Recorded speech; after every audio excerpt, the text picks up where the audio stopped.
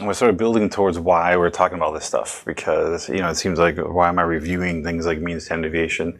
Just to make sure that everyone's on the same page. And because when we talk about things like norms on a test, we need to know sort of, well, norms are based on the averages, and specifically the average of a reference group, and that they use that to sort of compare people taking the test to. But so we had gone through and talked about. I didn't plug this in. We had gone through and talked about percentiles last time. Spent a little time going through there. Any questions about percentiles? Those seem to be pretty straightforward. I think everyone got those, did those okay. Any particular questions about those? Okay, so again, we talked about percentiles, pretty straightforward. It can be kind of a pain in the butt, but for the most part, it's pretty straightforward. So getting into more of this stuff, you've probably been through this a million times before, mode, median, mean. What makes them sort of confusing is that people often will use the word average to mean each of them. That they'll say the average something, and they may be referring to the mode, or the median, or the mean. And that can make the sort of use of the term average kind of complicated.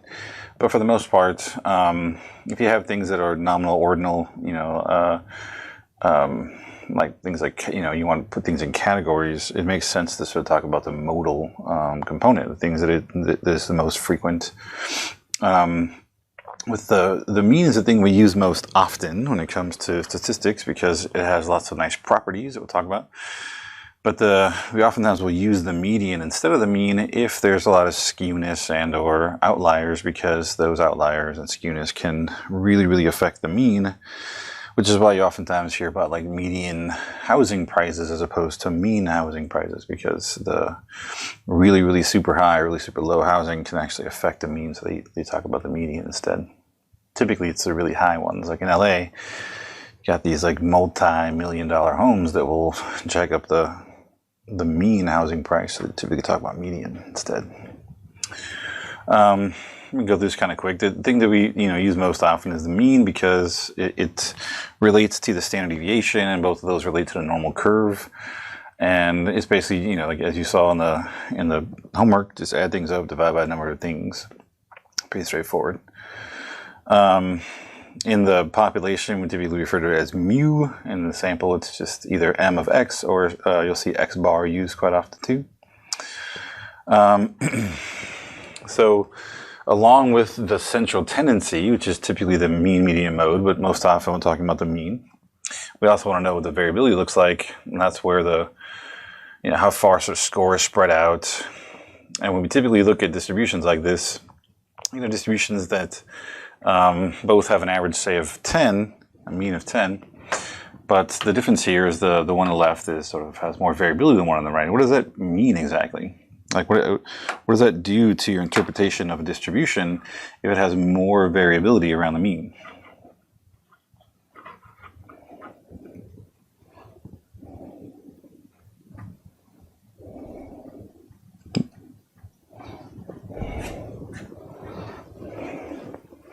Yeah, but think about that in a practical sense. So, like, if you have something where there's an average of 10, and it's got more variability, because remember, the whole thing is we're trying to understand these distributions, right? We're trying to break them down.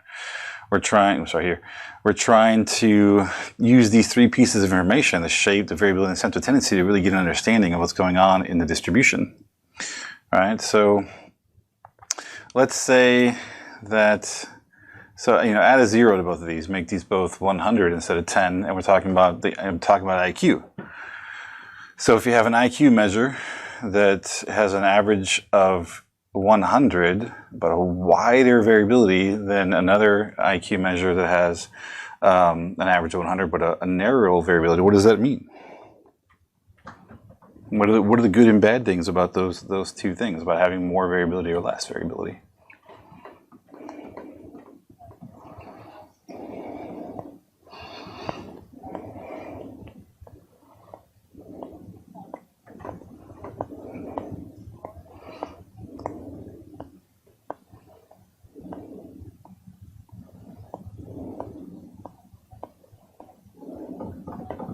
Right, so go on, yeah, so keep going. Yeah.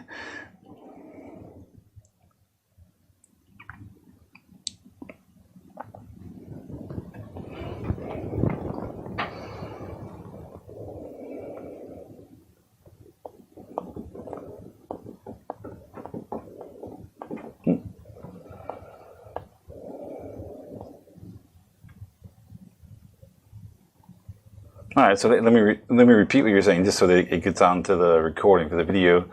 That in a narrow distribution, like the one here on the right, when it's narrow, it's harder to differentiate between people because people aren't spreading out very far. So it becomes less meaningful to try to categorize them or cut them up into chunks based on their scores. And then with more variability, it actually leads, the whatever you're measuring spreads people out, and it's actually easier to separate them out and to make meaningful sort of differentiations between categories.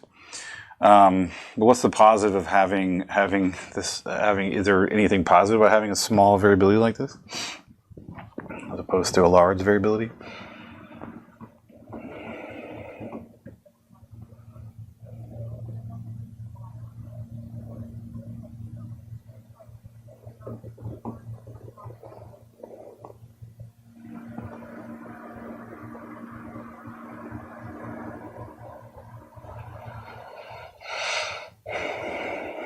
All right, so let me see. So when it's narrow like this, you're saying it's because it's more controlled. It's likely more valid reflection of the people who are in there.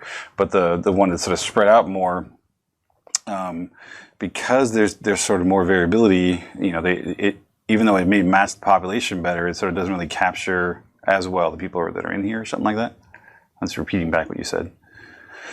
Okay, so you're getting at the idea that, so think about an exam. If you're taking an exam for a class, like even this class, do you want there to be more variability or less? And I guess that really depends on who you're asking, whether it's the instructor or the student. When is it better to have more? Is it better to have more or less variability in scores?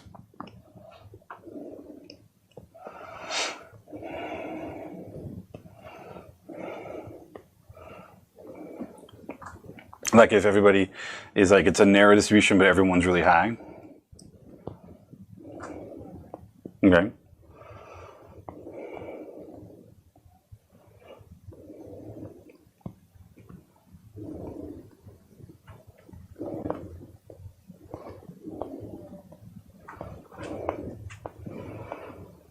Okay. There was somebody else that started talking at the same time. You want to add something?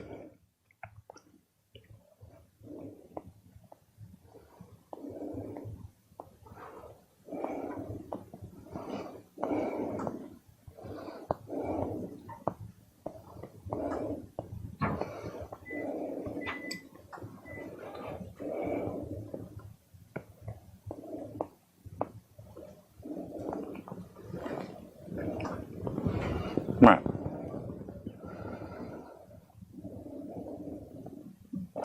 Yeah. So in general, if you're trying to place a distribution on the scores, where you're trying to break students up into A, B, C, D, scores, right?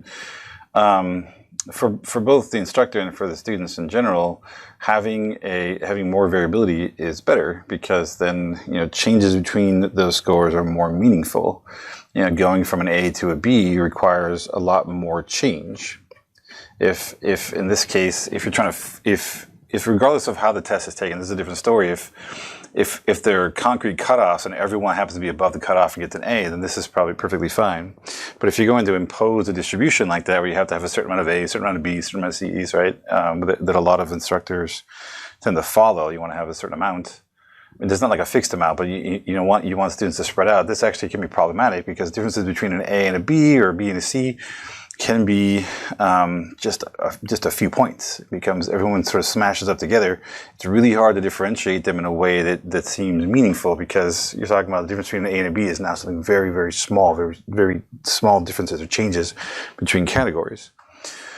Anyway, so that the short story, the long story short here, is that depending on what it is you're trying to do, more variability or less variability could be good. If you're trying to differentiate people, if you want to know, for instance, if this was an IQ test, you want to know if people who are above a certain category, like who are geniuses or something like that, then having more variability is good, because it's easier to tell people apart. If the goal is to try to show that some intervention, for instance, worked on everyone, then you actually having a low variability and everyone sort of being together is actually better than having more variability. So it really depends on what it is you're trying to do. And oftentimes in in research studies, we're trying to reduce the variability within each of the groups as much as possible. Try to find people who are as homogeneous as we can. So we want everyone in this group to be as similar as possible. So when we do something to them, any change is due to what we did and not to sort of pre-existing conditions or pre-existing qualities they may have that might change how they score. So trying to reduce variability is why we sort of hold things constant and try to to do experimental designs where we're able to control everything to try to reduce that variability down as much as possible, and that helps to sort of reduce the error variability that goes into tests like t-tests and ANOVAs and all those kinds of things.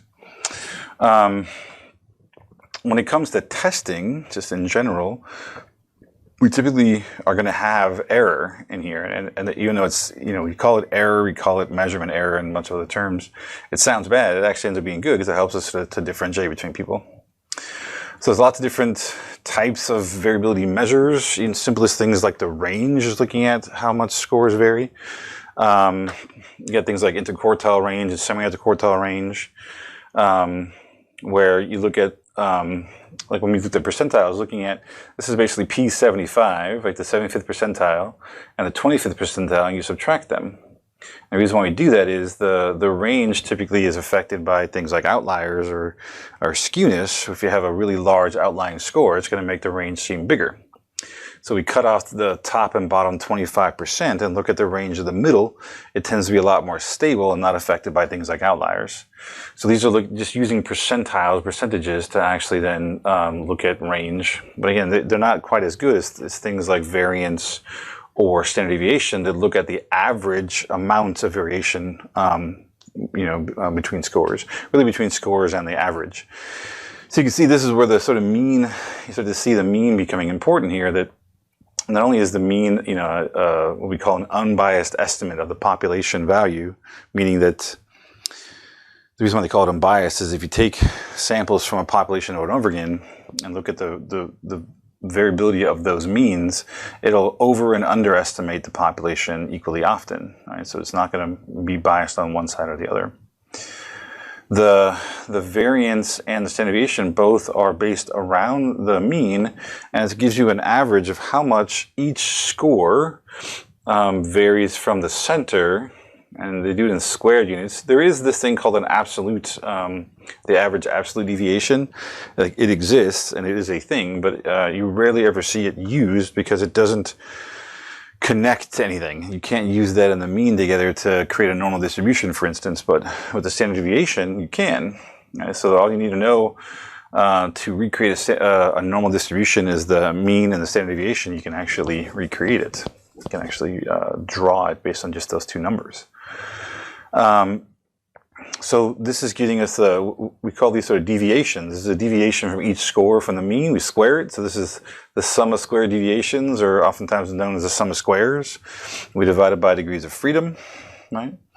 And if we take the square root of the whole thing, it turns out from a variance to a standard deviation. And you saw this in the homework. And one of the things I want to mention here is that I think there was one of you that used to divide by n here instead of by n-1. And they're both variance estimates. You can actually find variance written in both of those ways, where you'll see the sum of each xi minus x bar squared over n. You'll see sum of xi minus x bar squared over n minus 1. And for the most part, we use this one most of the time and not that one. Does anybody know why that is?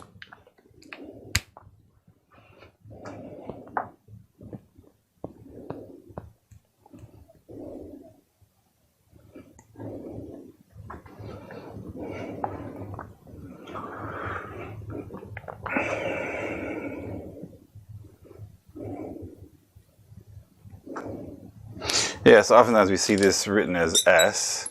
And the problem is textbooks don't help this, because I've seen it written both ways. I've seen this one written as sigma as well.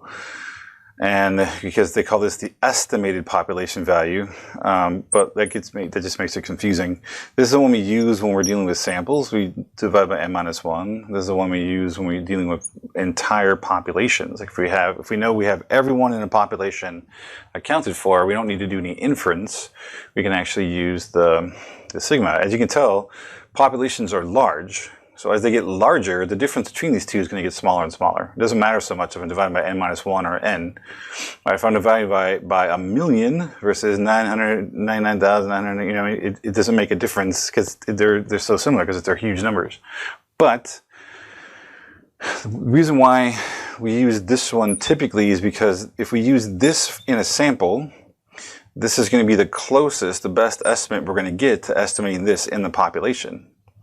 Right, so if we use this with a smaller sample, the value for this is going to be the better estimate of the actual population value than if we try to use the divided by n. Anyways, there's a lot of confusion about whether this is which one's which, and I've seen them called the exact opposite in places, and it's really confusing. But the main thing to remember is this is the one that we typically use, and this is the one we typically don't use. It's more of a theoretical value in the population.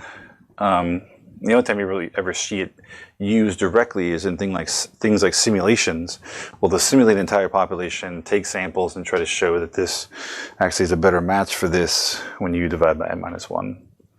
So I wanted to mention that just because there was one person that used the divided by n, which is not wrong.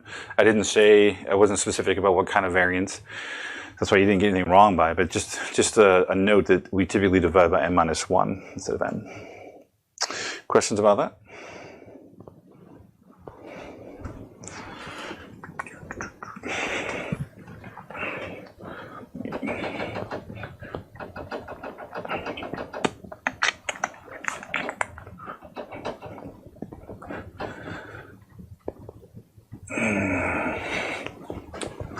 Okay. So let's go on. So, anyway, so the range is simple. You can tell that, just changing one score changes the range quite a bit. We don't need to go too much into that. It's pretty straightforward. I mentioned this before too. If we actually take, the 75th percentile in a distribution, subtract the 25th percentile in that distribution, we get the interquartile range, where P75 is known as Q3 and P25 is known as Q1, and we subtract those two numbers. Where the range is the spread across 100% of the scores, the interquartile range is the spread of the middle 50%. That sounds sort of goofy, but what it does is it helps to get rid of extreme scores and gives you a more stable estimate of the variability within a distribution. We typically use the semi-interquartile range, where it's that range divided by 2. If there are sort of outliers or a really skewed data, what it does is it actually gives you a picture. Yeah. So if you look at really skewed data, the distance between, say, Q1 and Q2, or Q2 is the median, this distance will be smaller than this distance. So if I take the distance between these two and divide it by 2, what it does is it gives me an average distance between the quartiles, as opposed to giving me just the full range. The semi-interquartile range is just an extra bit to try to deal with the fact that skewed data. You're not really going to see the interquartile range or semi-interquartile range a whole lot, just like out there, but it is a way of sort of trying to get at the variability of distributions. So more realistic, like you'll see this cited all the time when people say like the average response was whatever plus or minus 2, or the plus or minus 2 is something like a standard deviation, potentially standard error maybe. But they're very similar ideas, where based on the variance, based on the deviations of scores from an average. And you got these, the one entire population versus n-1. Again, use this one, not this one so much. And we take the square root, we get the standard deviation. Okay, so the variance, we're gonna come back to talking about sort of variance a little bit more as we go forward, And when it comes to descriptive statistics, like just describing distributions, the mean and standard deviation are typically what's used. However, the variance does come back because, as you know, the variance is used in things like analysis of variance. And we're going to talk about something called covariance that we're going to use for things like Cronbach's alpha and other measures of internal consistency that are based on covariance. So the variance is still important. It's just usually when we come to describe distributions, we take the square root of it and typically talk about standard deviation as a measure because we want the descriptives to be in the original units. Where here everything is squared, so we're getting square deviations.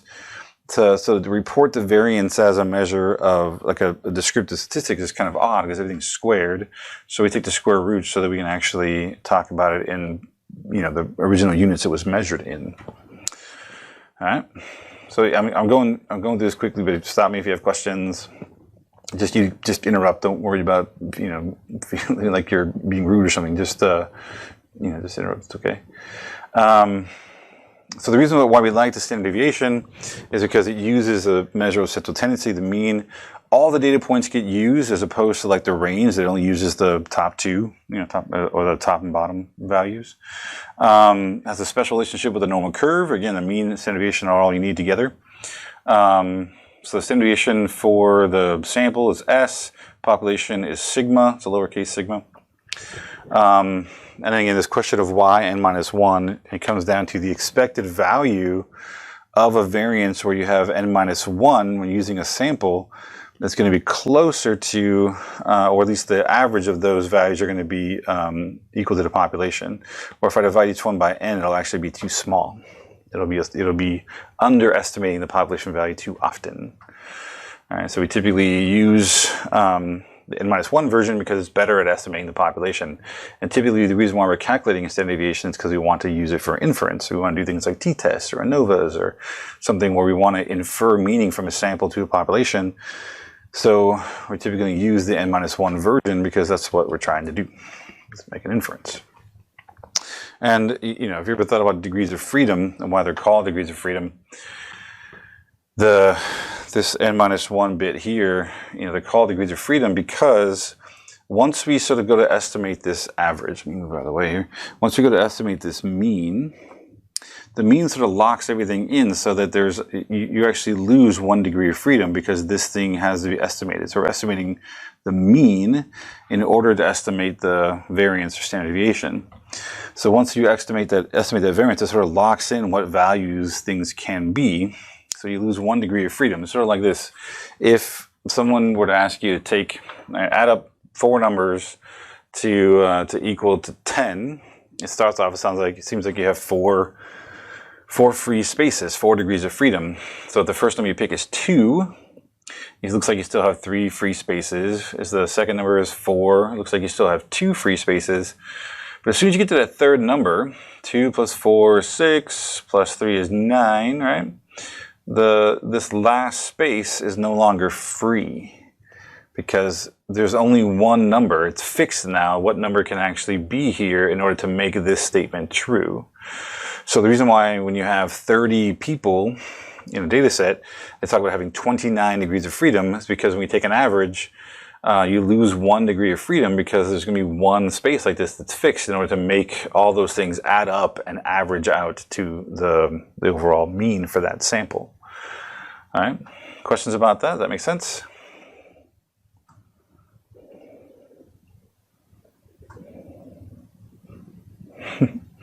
Comments about that? Anything? I'd just like to hear your voices every once in a while so I know that you're still there. I'll just talk to myself.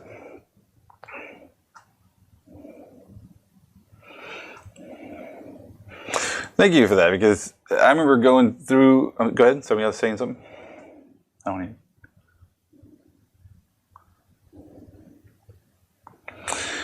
Right, so I went through years and years and years of stats, and I always sort of had an understanding of what this was. Like in my degrees of freedom, you always lose 1 degree of freedom for whatever. Or if you have 2 samples, like in a t-test, you lose 1 degree of freedom for each. But no one ever really said exactly why that is. And then I remember one day I was thinking about it. I'm like, oh, this makes sense. So I came up with this sort of simple way of sort of explaining it. And I've had the same response from a lot of students. They're like, oh my God, I've had a bunch of stats classes. No one has ever explained it this way. Even though this is really simplistic, it does sort of hit home why we lose degrees of freedom. And why for every sample, if we're talking about two different groups, if I have, if I'm kind of trying to compare some kind of treatment group, right, to a control group, they're each going to have their own means, right? So when I go to do a t-test for this, and this has n1, whatever that is, this has n2.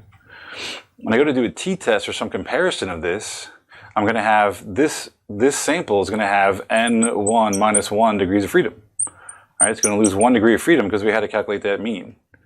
Well, this one's also going to lose 1 degree of freedom, n2. So in total, we're going to add up both of those, which is going to equal to big N, right? So the total degrees of freedom here is not big N minus 1, because we have two means. It's going to be big N minus 2. If I had a third group, I would subtract 3. If I had 4 groups, I'd subtract 4.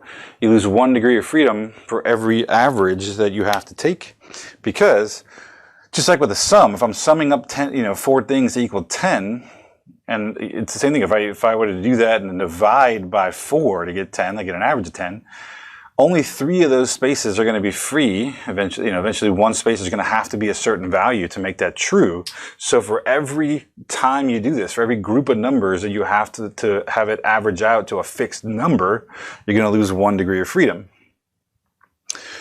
So that's why ANOVAs, you talk about it's always the total number minus the number of groups, because you're using one mean per group. Therefore, you lose 1 degree of freedom for every group that you're trying to average. All right, make sense? Good. So that if that does help make this make more sense, then awesome. I'm glad I talked about it, because it's something that I remember, again, for years, just thought I had an understanding of degrees of freedom. It was really just on the surface. It's like, oh, all right, you lose 1 for every group, whatever. All right, it's just some rule, right? Some weird rule that we have. We got to lose a degree of freedom. And I really started thinking about it. It's because as you're starting to base everything off of one single sum or average, it really does restrict what at least one of those numbers can be to make everything else sort of come out to be true. So that makes sense. All right, cool. Let's keep on going. So then it's talking about shape, just to make sure, oftentimes talk about distributions being symmetric. This is just really more about sort of language, right? Oftentimes, depending on who you had for your stats courses, this may have been sort of right skew and left skew, which you hear a lot. The skewness always points in the direction. It's always the tail that's pointing in the direction. So think about sort of number lines or XY coordinate planes. This tail here is pointing off to the right. So it's pointing in the positive direction, which makes it positively skewed. This one's pointing in the left direction, therefore it's negatively skewed. People oftentimes will confuse these and think it's, they'll think this is left because it has the hump on the left, and this is right because there's a hump on the right. It's always the tail. It's the extreme values that are actually the ones that are actually causing the skewness. Where this hump here represents the mode, so where most people sort of are falling, therefore these people are all sort of similar. It's these people out here, these scores out here, that are different, and what's causing that skewness.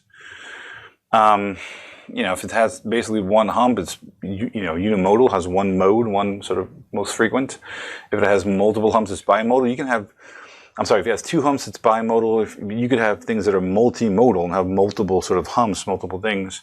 And sometimes this is caused by a mixture of two different populations. I think about this was weight or height or something. This could be the mode for women and then the mode for men. So it's really a mixture of 2 different normal distributions together that are causing it to be bimodal, having 2 different most frequent values because they're really a mixture of 2 different populations. And then you get this idea of, that we throw around all the time. Normal distribution. Oh, it's a normal distribution. The data was distributed normally. And it really comes down to having these 3 different things. It's got to be unimodal. It's got to be symmetric. And it's got to be this other weird thing. It's called asymptotic. Does anybody know what asymptotic means? I don't remember what it means.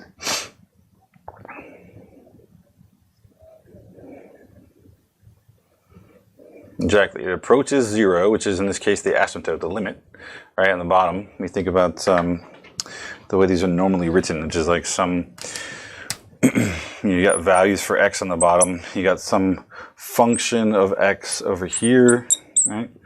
And then, this is sort of 0.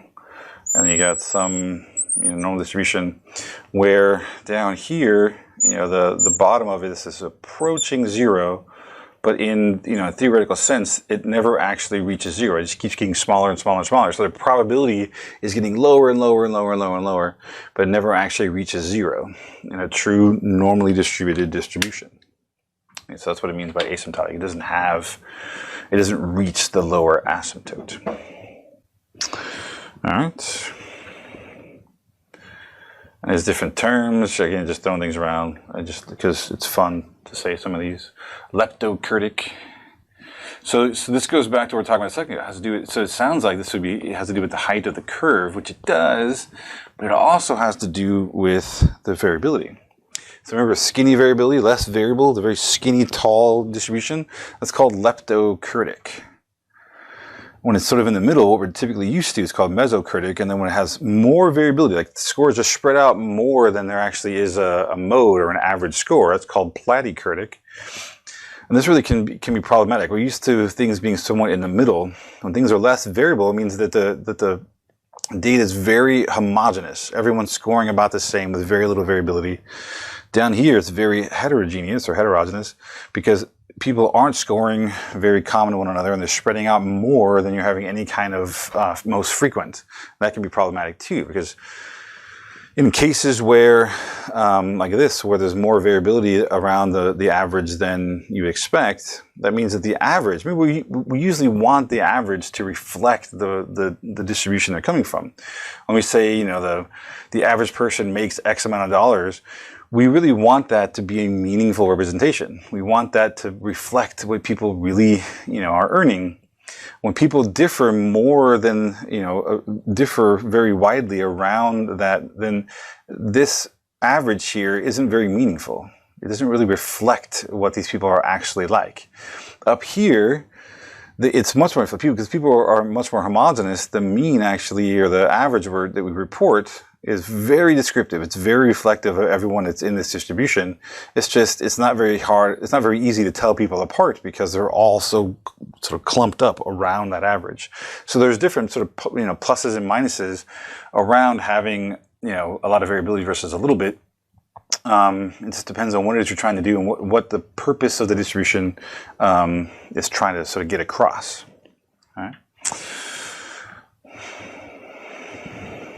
So normal distributions have this sort of normal look. They usually, center. They center around the mean. They move in very specific ways. Like this is, moving from one standard deviation of 20, another standard deviation. So this is showing you sort of the typical sort of distribution of the mean, spreading out from the mean in units that represent the standard deviation. You don't need to. This is not to scare you. You don't need to know this equation.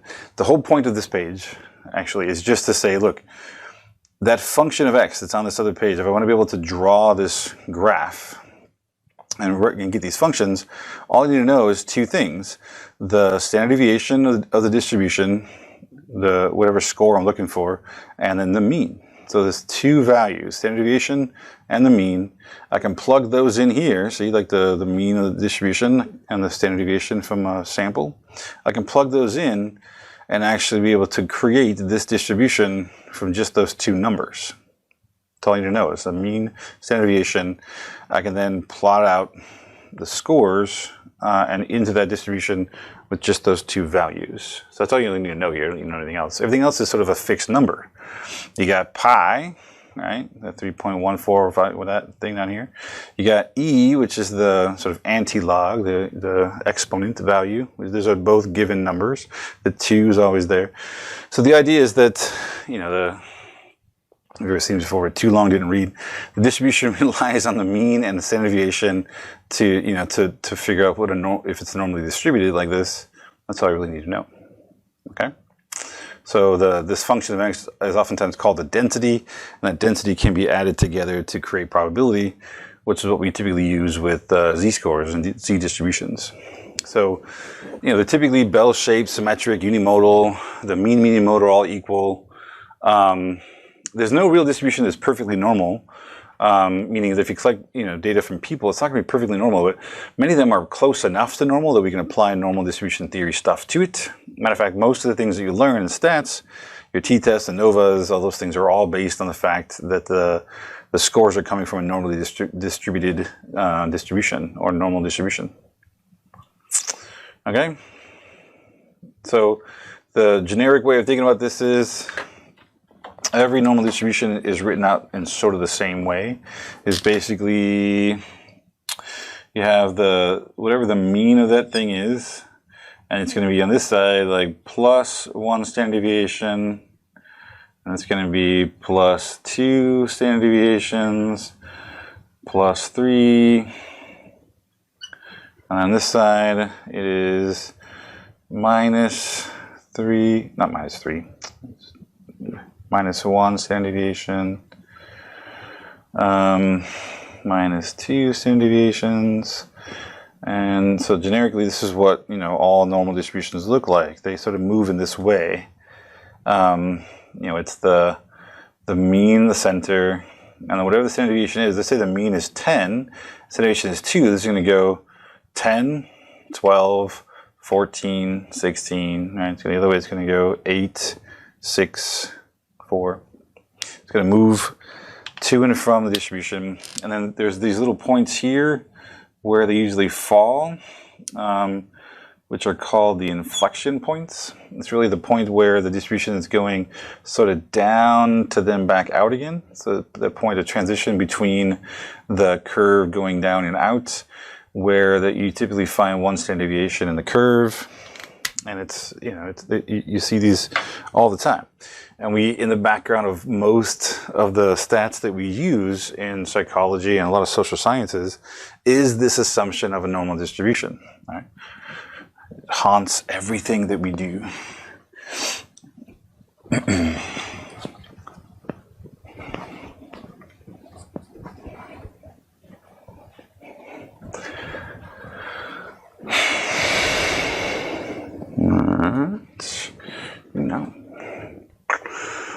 So to convert everything to standard normal, we can actually, because this is all based on the mean and the standard deviation, well, if we just remove the mean and standard deviation value, the actual numerical value for those, we can then turn this into a standard normal where the mean is 0 and the standard deviation moves in units of 1, which becomes our z-score distribution. So if we convert our scores to z-scores, we can then convert a raw normal distribution into a standard normal. Right, so all we need to do is subtract the mean from each score and divide by a standard deviation, and that'll convert all of our scores to z-scores, which you did in the homework. But you can also convert them back. So if you have a z-score or a standard normal distribution, you can convert those z-scores back to standard scores by simply taking your z-score, multiplying it by the standard deviation, and adding back the mean, and it'll convert all the z's back. So this is sort of going from raw to z. This one's going from sort of z to raw. All right. So again, I'm going quick through this because I think you've seen it. You did some of the homework, so I'm assuming you just want to make sure everything is covered. Z-score indicates how many standard deviation score falls above or below the mean. So if you're taking an exam, for instance, and you get a z-score of 1, means you're 1 standard deviation above the mean on that exam. Positive scores just mean that they're above. Negative means they're below the mean. There's no like judgmental thing or judgment about positive and negative. It's not like good and bad. It just means what side of the mean they're on. And then we can use the area under the curve to figure out probability. And then generally there's, some limits where typically we think about -3 and +3 because that covers like 99.99% of scores. So if you hear, someone talk about things being, 10 standard deviations above the mean or whatever, it's almost a bit ridiculous because the chances of that are so small. There's a bit of breakdown. Just keep in mind of where scores fall, and this becomes. You may think like, why are we talking about this when it comes to testing? Because a lot of times, like when it comes down to when things are assigned like proportions or percentiles or why certain cutoffs are created, Or if this was, say, a depression inventory, and they might decide that if you are one standard deviation above the mean or more, that could be the clinical cutoff for depression in terms of being institutionalized or being diagnosed with a depression disorder. So they use these cutoffs because it comes down to the fact that if you're one standard deviation above the mean on a depression inventory, like say the CESD or the Beck depression inventory, that means that you're higher. They're like 60. So you think this is up to here is 50%. Then you got another 34%. So 84% of people score one standard deviation or below. So you're in this sort of very rare part of the distribution where there's only 16% or less of you that score in that range, which is why why they make that cutoff at that point. I'm not saying that's what it is, but oftentimes it's these kinds of things, the percentage of scores under a curve that we assume is what leads us to making cutoffs at certain places. Now, that makes sense? Why, above a certain range or below? Why, I'm trying to think of another one.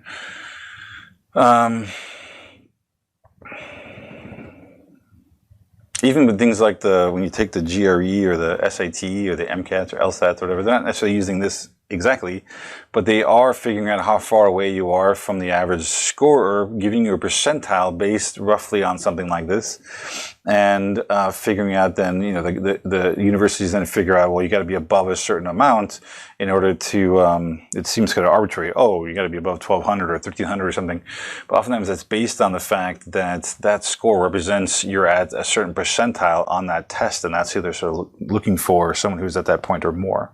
So these things get used quite a lot to sort of make decisions about where people should be placed and diagnosed based on tests, things like norms.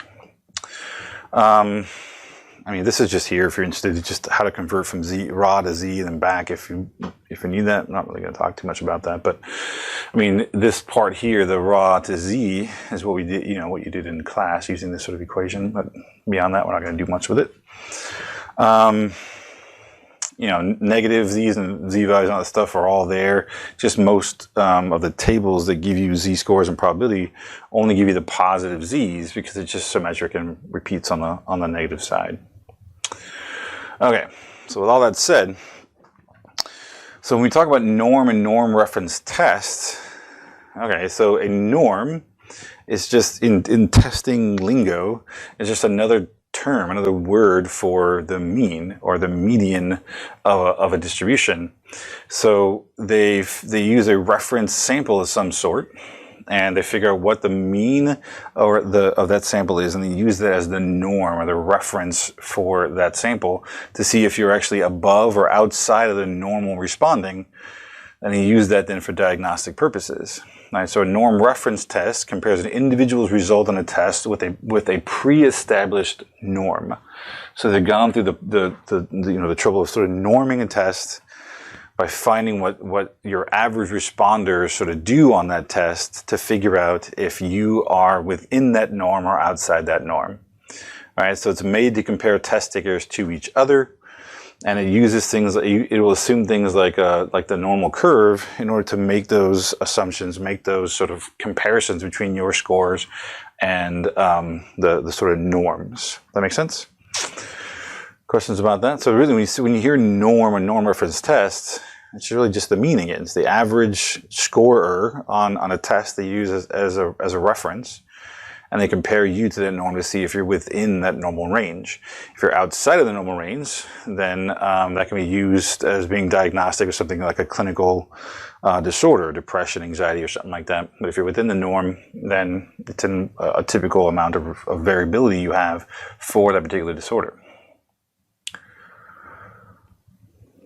Questions?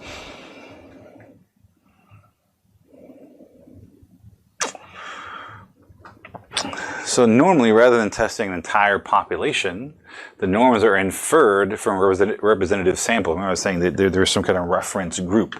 They'll figure that they'll get a bunch of people in. Let's say if it's for depression, they'll have a bunch of people who have been through other forms of depression screening, like a clinical interview or some other established test to show that they're within a normal range, they'll take a particular test and create a normed sample, a sort of reference sample. Norms allow for a better understanding of how an individual score compares with the group with which they're being compared. And for instance, the WAIS, the SATs, MMPIs, the GREs, all these things are sort of norm referenced tests. You're being compared to other responders who are considered in the normed group or in the reference group. With the GRE and other things that are sort of computer adaptive, I believe, and I don't know if this is true 100%, that the norm that you're being referenced to changes, so that there are more sort of more locally referenced norms, so that as people take them in various points, you're being referenced to other folks that took them around the same time. So they're being re-referenced, re-normed all the time. But again, I don't know that for a fact. I'm pretty sure that's true. Let me know what I mean by computer adaptive. I threw it out there and I realized maybe you don't know what that means. What does computer adaptive mean?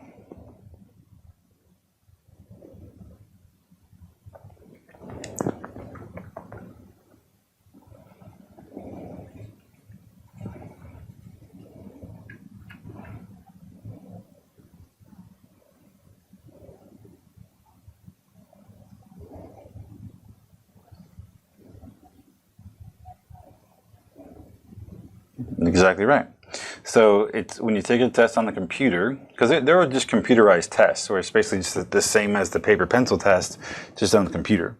For it to be computer adaptive, it has to adapt to you as you're taking the test. So each answer you give on the exam then decides on the next question you should be getting on the exam. So it's adapting to you. So it starts off with what they consider sort of a medium difficulty question. If you get it right, you get a slightly more difficult question. If you get that right, the question becomes more difficult, and it keeps increasing in difficulty until you get it wrong, and then the difficulty comes back down again. And it's a way of trying to adapt to where you are to figure out what your actual ability is in that particular area. So those are computer adaptive tests. Like when I took the SAT was computer adaptive. It was paper pencil, so everyone was pretty much the same. It didn't adapt to you. But when I took the graduate record exam, the GRE for grad school, it was computer adaptive, which means your strategy for taking the test has to change a little bit. We can talk more about that later on, but taking more time with questions at the beginning of the test is more important because you're getting more adaptation. So being more adaptive in the very beginning because it's trying to hone in on your score. So it's actually doing a lot of change in the very beginning, where towards the end it's just fine tuning where you are. So you spend more time at the beginning of a computer adaptive test than you do at the end, simply because of that. But that's a whole other discussion we can talk about later on. Hold on a second. That just popped up somewhere. Is that on my? Oh, it's on the other one. Did it go away? Oh, it went away. Okay, good. Give me a random Slack notification. Anyway, questions about that? I know we just went a little digression into computer adaptive, but I figured it's good to talk about. If I threw a term out there, you don't know what it is. And then you got things like criterion reference tests intended to measure how well a person has mastered a specific knowledge set or skill. So these come with what they call cut scores, point at which an examinee passes if their score exceeds that point, can be decided by a panel or by a single instructor. So there's some criteria, like the domain in which the test is designed to assess. So let's say it's statistics, and that's your criteria. And sometimes you'll see in a syllabus where you see this a lot. In a lot of high school, college classrooms, they use criterion reference tests quite a lot, where they say, if to get an A, you have to earn this many points on the exam. So usually it's right, if you get 90% of the test questions correct, or something like that, you get an A. Between 80 and 90 is a B, and you get the sort of typical 90, 80, 70, 60 cut scores for different grades, So that criterion reference test is about knowledge. In that case, it's possible to have a class take a test and then nobody passes a cut score, so there could be 0 A's in that course because no one made it to that particular cut score given that criterion reference test, which is why a long time ago I stopped doing that. I started to do the norm referenced version where it's not really going to apply so much to this course because it's small, but in larger courses, I could actually use a normal distribution and figure out, all right, if you scored better than 90% of the other students in the class, you should get an A. Not necessarily that you were able to get 90% of the questions correct, but it's a way of curving where you're compared to one another as opposed to being compared to a specific criteria, like a cut score, like 90% or something like that, to get a specific grade. So this is, I think, a lot of times, this criterion reference tests are what's used a lot in high school, college courses.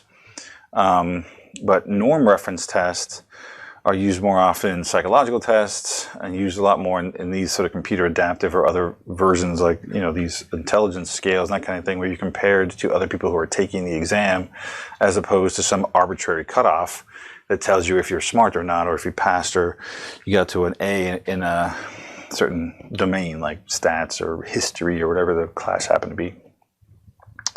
Questions about that?